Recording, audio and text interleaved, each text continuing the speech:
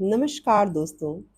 आज मैं फिर से आपके सामने तेनालीराम की कहानियों की नई श्रृंखला लेकर के प्रस्तुत हुई हूँ। कहानी का शीर्षक है खिलौना पुल। राजा कृष्णदेव राय का दरबार हमेशा की तरह दरबारियों से सजा हुआ था।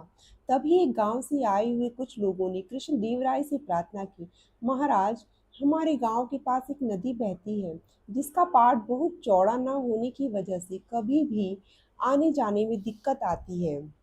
इस पाट को पार करने के लिए नाव का सहारा लेना पड़ता है। बारिशों के दिनों में भी नदी का पानी उफान पर होता है, जिससे यात्रियों को आने जाने में दिक्कत तथा उनकी जान को खतरा बना रहता है। इसीलिए हम सभी आपसे ये प्रार्थना करते हैं कि आप उस पर एक पुल बनवा दें। राजा कृष्णदेव राय को गांव वालों की बात सही लगी और उन्होंने अपने दरबारियों से सलाह मशवरा करके नदी के पाट पर पुल बनाने की आज्ञा दे दी। लोगों को इस बात का पता चला तो सभी लोग अपनी अपनी तरफ से जोर लगाने लगे कि पुल बनाने का ठेका उन्हें मिल जाए। परंतु राजा कृष्णदेव राय का एक मंत्री तथा पुरोहित हर किसी के काम में कोई न कोई नुक्स निकालकर उसे वापिस कर देते। अंत में मंत्री ने पुल बनाने का ठेका अपने भतीजे को दिलवा दिया।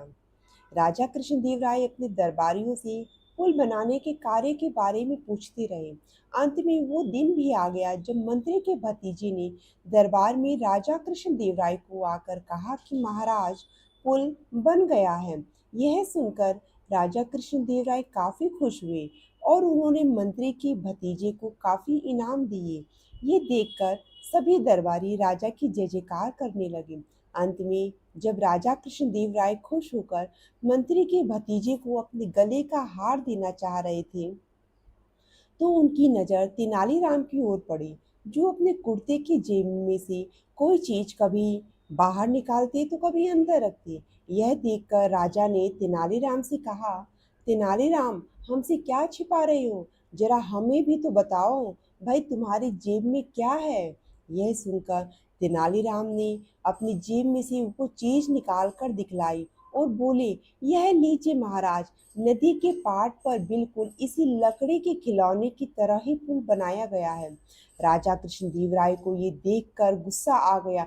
उन्होंने फौरन मंत्री के भतीजे को पकड़वाकर कैद में डाल दिया और नदी के घाट पर तेनालीराम को पुल बनवाने की जिम्मेदारी सौंप दी। धन्यवाद।